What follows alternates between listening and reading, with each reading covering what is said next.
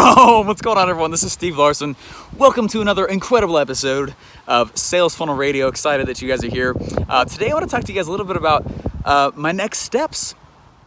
I've spent the last 4 years learning from the most brilliant marketers today.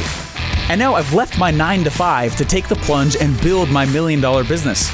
The real question is, how will I do it without VC funding or debt, completely from scratch? This podcast is here to give you the answer. Join me and follow along as I learn, apply, and share marketing strategies to grow my online business using only today's best internet sales funnels. My name is Steve Larsen, and welcome to Sales Funnel Radio.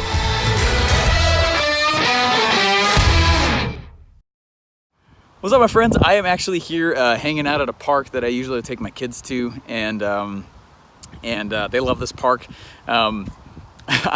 Anyway, I just finished OfferMind, and it was incredible, and it was seriously such a good event. And that might sound weird because it was my event, but the reality is that it was a really good event, and there was a lot of people who've been saying how much they loved and enjoyed it. So what I wanted to do is just kind of recap real fast what happened and kind of tell you what's happening now that it's over and where I am. You know, Sales Funnel Radio, all about documenting the journey, right? So I'm documenting, and I'm going to document real quick here, just a few minutes, okay? Well, we went and we did the event, which was a week ago today, at the time of me filming this.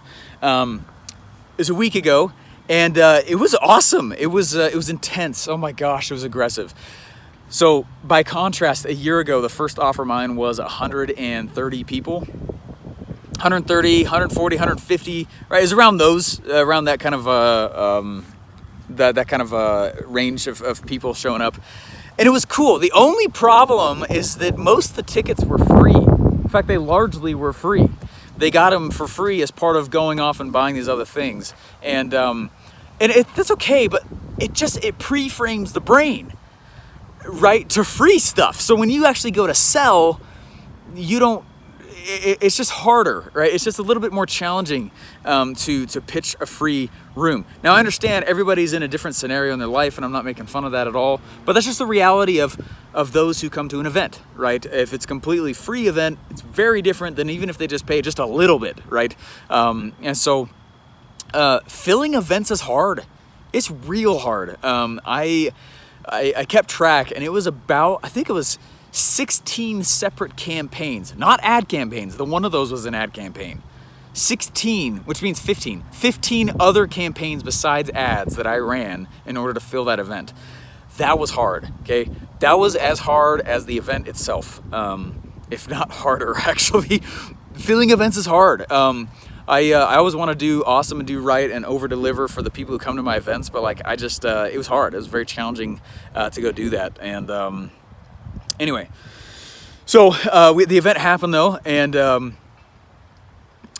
we had an awesome group of volunteers who are our social agents from my groups, and they came in and they volunteered and they helped set up a few things. We had an amazing company come in and just run registration for us. That's all they do for events, is it's awesome. We had the event itself took me about $250,000 to put on. It's about $250,000 for me to put actually in the actual event by the time all the costs are said and done. You understand that, AV is very expensive. The event room, not usually the most expensive part. Swag was $50,000 alone, right? And I know I did an episode just a moment ago about this, but I thought I'd just kind of recap to you my next steps. Okay, so we went in and we sold this program called OfferLab. And we had this really cool thing created. It goes in this is a packet. There's a lot of cool stuff in here. And the OfferLab program is what I sold there. And I had a stage rush. I've never in my life, that was so cool. That says something, okay? I went in, I spent probably 5 days creating that pitch. Just the actual creation of it. I mean, before that, there was the brainstorming, and it was all these other things. And then finally I was just I landed on it. And I was like, this is it. I hit it. That offer is freaking sexy. Okay. And, so anyway, I'm not going to tell you what it is right now, because I'll show you guys what it is another time. But we, from stage, what we counted was 1.9 million in sales, which is awesome. And I remember there was a guy that got up. I was was going into it, and I started showing more about what it was worth. I hadn't even gotten to the price yet. I was just showing what it was worth, and there was a guy who stood up. I still remember it was over on the front left from where I was standing, right? Stage left in the front. There's a guy that stood up, and he started shimmying through everybody else. And he went and he grabbed a form at the front of the room. I put tables in the front of the room this time. And he went and he slapped his credit card down before I even said the price. And did a little bit of a price drop, you know. There's loud skateboarders in the back. It was so honoring. It was so cool. And then it was like a waterfall that started slowly. I mean, I think I spoke for an additional 10, 15 minutes while everyone was up, right? Like I wasn't done. I've never had that experience before. It was so cool.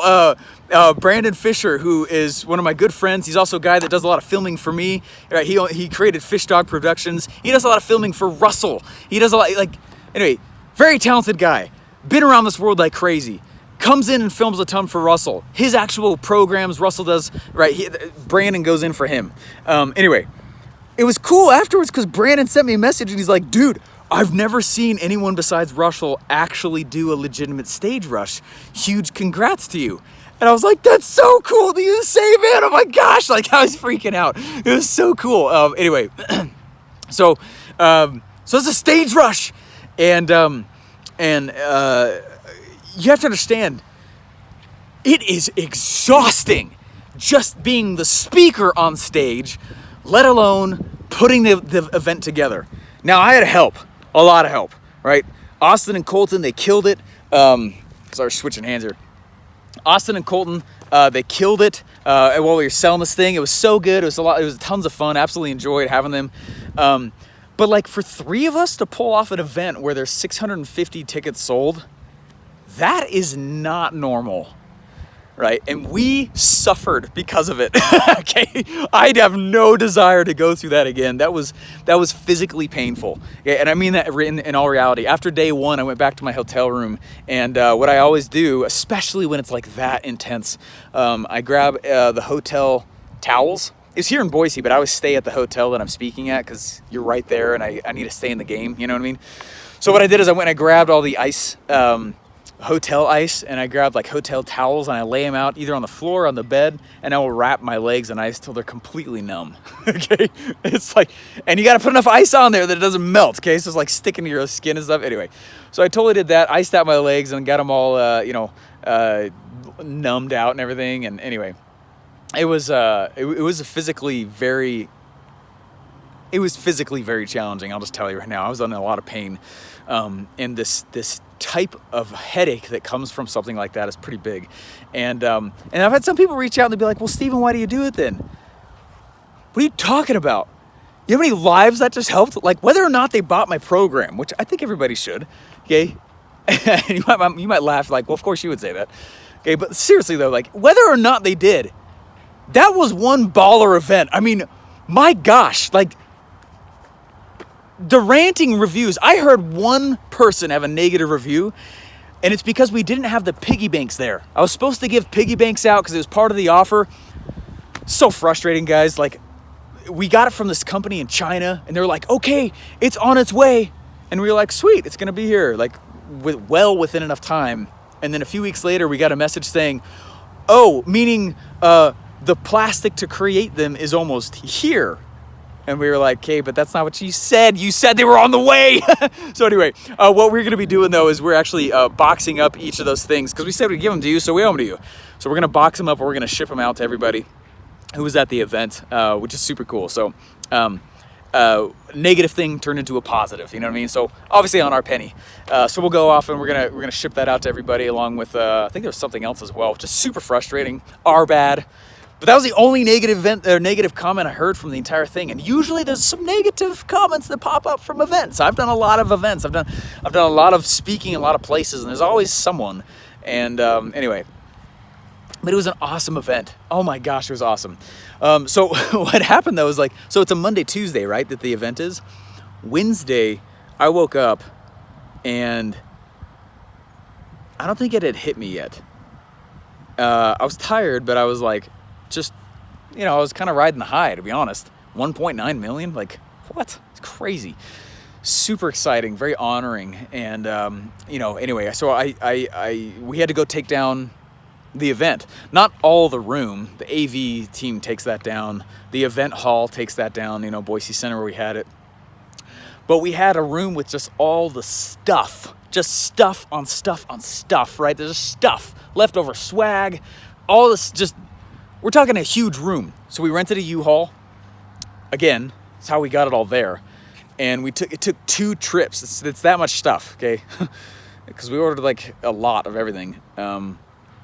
Anyway, we had about so we had 2 U-Hauls worth of stuff, and then once we dropped the U-Haul off, it was like, I don't know, man. It was Austin, Colton, and I just like started fading, and we were like, we wanted to go see a movie, so we went and we saw, just to kind of celebrate real quick, because we knew that like it was about to hit the fan again, because now we're gonna go and start putting all the stuff together for onboarding and meaning calling people and stuff like that, and it's just kind of a whirlwind.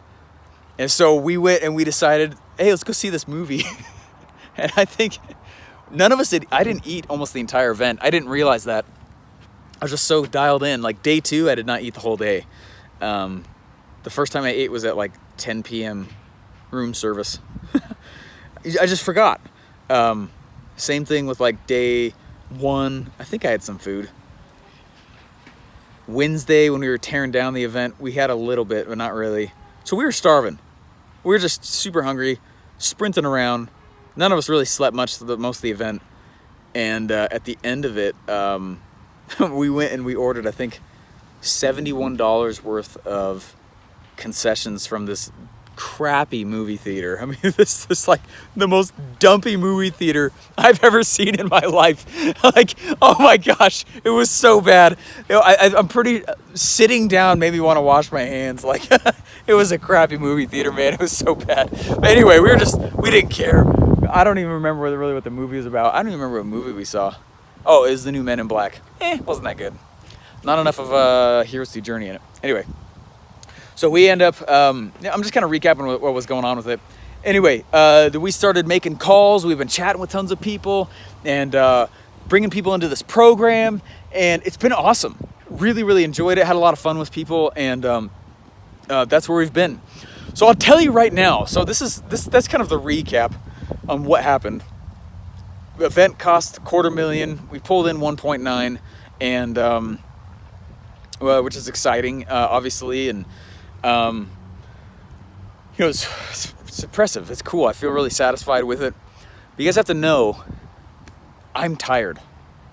Okay, I'm tired. It's taken me a week, and even then, I'm sleeping like 10 hours every night trying to catch up, and I'm just like chronically exhausted, right?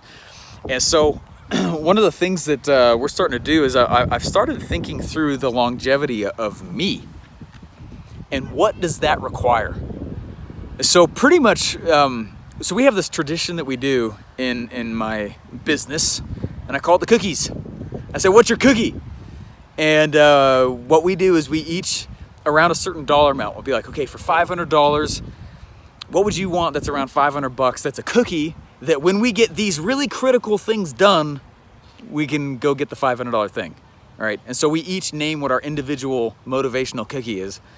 And ours now, the critical things are, I have to be able to, we're getting an office, I'm getting an assistant, we're getting a full-time support person to just answer questions, because people lose their logins and, which is fine, it's just part of it. And, or like, hey, where's this? Or, whatever. So basically I'm tired. And so what I've been doing this past like day or two is just thinking through what strategic moves I could make in my business that saves me, right? Because I'm not the business, but in the last few weeks, it has felt that way, right? We're finally getting to a growth and a speed and a phase where I need more people. And so that's what we're doing. Bringing on an assistant, bringing on a full-time support person, getting an office. I've been rather, I call it appropriately annoying. Squeaky wheel gets the oil, right? So I've been appropriately annoying with certain realtors in the area. I would walk into an office tomorrow. Show me a dang office, right? I love that I've bootstrapped this out of a room in my house. That's technically my office. I love that. That's cool. But like, we're too big now. Meaning, there's 3 of us in this little bedroom. And I got 3 kids screaming on the other side of the doors. That's actually the real reason I started yelling on podcasts, is because I heard like a little rivalry going on between the first and second kid that I've got. That's the real reason. Most of you didn't know that. That's the real reason. Is because I would just hear them start to go at it, and I'd be like, and you gotta build a funnel, and you gotta be, oh my gosh, right? It's half the reason I'm out here right now. Okay, I love my kids, and I never, ever, ever, ever, ever want to stifle their energy levels. So I need to move, right? So anyway, that's where we're going. We're moving. We're getting an actual office now. Because I'm all for bootstrapping. There's no reason to spend money you don't need to. So I'm gonna go. We're getting in the office, getting the assistant, getting the support person. Those are the next strategic moves that I'm making. The other thing that I'm doing is I'm diving heavy into onboarding systems and processes. Okay, so these onboarding systems and processes, I actually am moving a lot out of Trello. And if you guys are like, Steven, I don't understand what you're talking about. Like, I totally get it. Project management systems are awesome, but can also be a big pain in the butt. Sometimes they're too intensive. I love Trello, but I need something that's less breakable for users, right? I need something that I don't need to educate my people for. So we're switching to Monday.com because it's Monday, baby. I should be an affiliate for them. That'd be fun.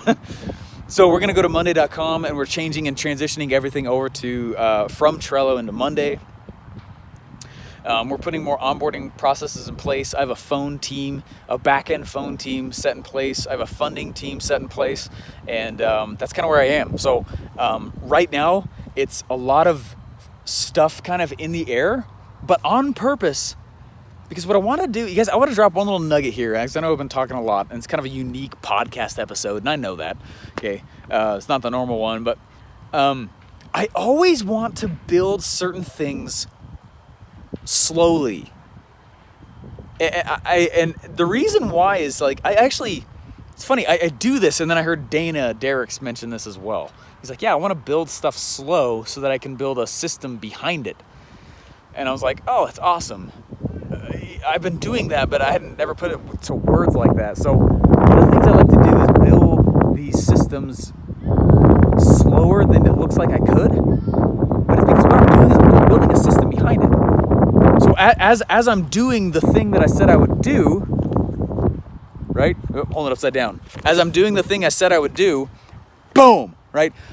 80% of this is already done, because this is the second year we're doing it, and it's super powerful. 80% of it already done, okay? That last 20% that makes it more turnkey, not just for spider of death right there. the last thing that makes it, the last little 20% there with the systems is I do slow. And it's so that I can critique my own thing. Back when I was in college, one of my favorite semesters was a semester where we had no classes. We had no, the only thing that we had to do is we had to start a business from scratch. So the teachers, the professors, they were not allowed to help us. They were not allowed to give us any instruction. All they were supposed to do was put us in groups, assign us an industry, and watch us build an actual real business for real money. And that's what we did. And it was one of the greatest educations in all of my college experience. And what we had to go do was go put this thing together and put it all together. And it was awesome. Well, I was voted as the CEO of my thing, right? I didn't mean to be, but I was in this group of 15 other students. They're kind of smaller groups. And they put us in the food business. And if you guys know me, I suck at cooking. I have no desire to learn cooking. I just don't, okay? I don't. I'll pay for someone else to cook me food, and I do, okay? But like, I don't, anyway, I don't want to learn how to cook. And so when I heard I was in the food business by assignment, I was like, oh my gosh, are you serious? Like, I don't want to do this. I was kind of mad about it. And at that point in my life, I was already kind of gung-ho entrepreneurially, and everyone knew that. So they voted me as the CEO. And I was like, crap. Like, dang it, I don't want to do this. Well, what happened was, so it's 15 of us, and what happened was every single decision was being placed on my shoulders. Every decision. Okay, and these decisions that were being placed on my shoulders, like, hey, we were selling empanadas. I didn't even know what that was. I was like, hey, so, someone would say like, hey, Stephen, we got this logo design and this logo design. Which one do you like? Back when I thought logos mattered. And I'd be like, let's go with that one. And then someone else would walk up to me, Stephen, do you like this flavor in this empanada or this one more? I'd be like, what's the customer like more? That one. Sweet, let's go with that one. Stephen, the supply chain's having an issue, and we're having an issue with this certain kind of ingredient. It's not going to show up till this time, but we think we can hold out if we kind of cut back recipe usage of this one ingredient for a little while. Okay, cool, let's do that. And it was murder. Okay, for the first 3-4 weeks of that semester, I was dead. Then for some reason, I was like, oh my gosh, that's why you create departments. And that might sound funny, but I just didn't know that. And so I was like, U5, right? You're gonna go over, you are now in charge of finance, okay? Please keep track of all the numbers, make sure our margins really are what we think they are. Help me know what we can spend on marketing stuff, because I thought marketing needed a budget back then. I was like, cool, U5 over here, you are in supply chain. Please order all the stuff, make sure we have enough things that we can survive with. Make sure you talk with finance to make sure that the stuff you're ordering can actually get paid for, okay? And then I go over to marketing. I'm like, hey, what's up marketing? Because I thought marketing should be a department by that time also. I was like, hey, what's up marketing? Hey, you guys, please bring in more sales. We really need to bring our projections, how much money we're gonna make by this level by this time. They'd be like, cool. And that helped. And then I went to, another week go by, another 2 weeks go by, but I'm still having all these people come in. So then I created department heads. I was like, cool, 80% of decisions are gonna be made by these heads. I'm just going to work with the heads of each department daily. That's it. I'm going to them, that's it. And suddenly our little fledgling systemed business actually started growing wheels. And we did quite well in college selling broke people empanadas. Remember, we were selling campus students, and we had health inspectors come on in, and we had all this, and it was a crazy cool experience. One of the reasons why my stuff did so well, though, the things that we started putting together, is that halfway through the day, during the middle of the busiest seasons, I would disappear. You see where I am right now? I would disappear because what I'm doing is I'm observing my system, okay? One of the issues people have when they start actually putting together some of these things that I teach is they think it's the person that should be held responsible. Now, ultimately, sure, right? But that's not actually what you need to be judging the success of your marketing with, okay? You judge the system, not the person.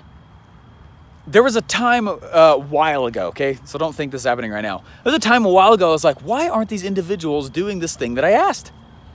And after a while of being completely belligerent in the way I was judging the person falsely, which I shouldn't have been, what I realized was like, oh my gosh, my system sucks. It's not the person. Have they ever had success ever? Yes, they have. So it's not them, it's my system, it's me. And taking that level of ownership and looking at it and realizing that you don't have a process in place, that's helped like crazy. So why am I bringing that up right now? I'm bringing that up right now because we have one of the most incredible programs ever. Like, this causes a lot of success for people in the funnel and marketing world, okay? This is a powerful program. I know it is. It's not cheap, right? But it's powerful. And so my role in the program is not to do the program. My role in the program is to tweak the program. My role is to look at the systems and the structures that deliver what we promised and tweak the processes. That's what my role is. Okay, so when I talk about next steps of what I'm doing, we're getting an office, we're getting an assistant, we're getting a support person, which is frankly ridiculous. We haven't had those things yet. I mean, I'm just gonna be honest, right? We're kind of dying. Like, it's a little bit insane that we haven't yet. But really what my role is for the next little while here is just solely to focus on the processes of fulfillment for these things. How can I make it so stupid simple for every client that comes in? I mean, it already is, but like, how can I keep doing that? And I'm gonna ask the question again, and ask it again, and then ask it again, and ask it again. That's where simplicity comes in. Okay, and you make it simple, simple, simple. I spent probably 20 hours cutting OfferMind material, not adding complexity. I was chopping stuff to make it so simple that everyone would get it. And they did. And I know it's one of the reasons the event has been raved about so much on the internet. I chopped, not added. And one of the quotes I'll end up here with is there's a quote that says something to the effect of the purposeful destruction of information is the essence of intelligent work. The purposeful destruction of information is the essence of intelligent work. Don't keep trying to make stuff. See how much you can take away, right? That's the key with it. That's the key to building processes. That's the key with anything. And that's the key to what is it you're delivering. I'll tell you, Russell gave me some advice a little while ago, and he's like, hey man, if I was ever to start this over again, I'd focus in these certain areas, but instead of doing this and this and this and this and this and this and this and this, I would make my product do one thing really well. And I was like, oh, that's gold, my friend, gold. Anyway, so I know it's kind of a longer episode here, but I just wanted to recap what had happened and what my next steps are. So super excited about it, really honored by it, and pumped to have those of you guys who are in Offer Lab with me, because this is it's pretty ridiculous. And if you don't, anyway, first rule of Fight Club, don't talk about Fight Club, right? Most people don't know what this is yet, so pretty ridiculous. Never been offered before by anyone. All right, guys, developing my category. We'll see you later. Boom! If you're just starting out, you're probably studying a lot. That's good. You're probably geeking out on all the strategies also, right? That's also good. But the hardest part is figuring out what the market wants to buy and how you should sell it to them, right? That's also what I struggled with for a while until I learned the formula. So I created a special mastermind called an OfferMind to get you on track with the right offer and, more importantly, the right sales script to get it off the ground and sell it. Want to come? There's small groups on purpose so I can answer your direct questions in person for 2 straight days. You can hold your spot by going to OfferMind.com. Again, that's OfferMind.com.